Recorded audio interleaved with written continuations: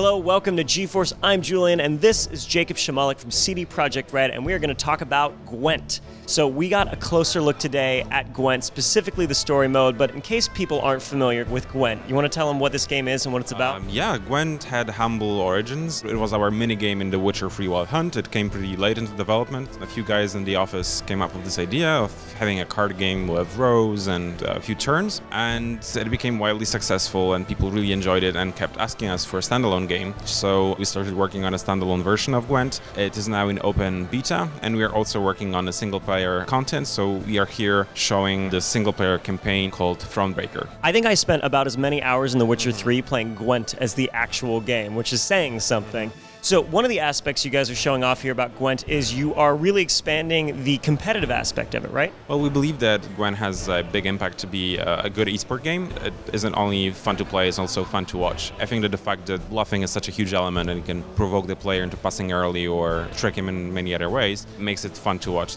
We run our own Gwent Challenger, and it was also well received, so we thought that this is the right moment to try to boost Gwent into the esports stage and run our own series of events, and we are very hopeful that this will be a big success. Yeah, there's going to be opens, challenger events, and then the actual World Masters, so anybody can actually get in on the action and maybe become a Gwent World Champion. Yeah. Story, though, of the game is really your specialty, and it's funny, when you hear that this is going to be a deck-building card game, my first thought is, how do you make a story out of this? But the work you've done is intriguing. How do you put a story into a card game? Well, we knew that this is not a natural match and that we had to find a way to combine both elements and without detrimental effects to either of them. So we added the element of exploration, of traveling around 5 huge maps, and interactive dialogues with lip sync and fully voiced lines. So I think this allows us to tell a story. The tools are different than the ones we used when we were developing The Witcher 3, but we are hoping that the story will prove to be as strong as it was with our previous titles. So when you play the card game, it's really analogous to a battle, right? It's like you're the commander of these forces. But the advantage of also being in a story mode means you can do things that you can't do in the multiplayer, right?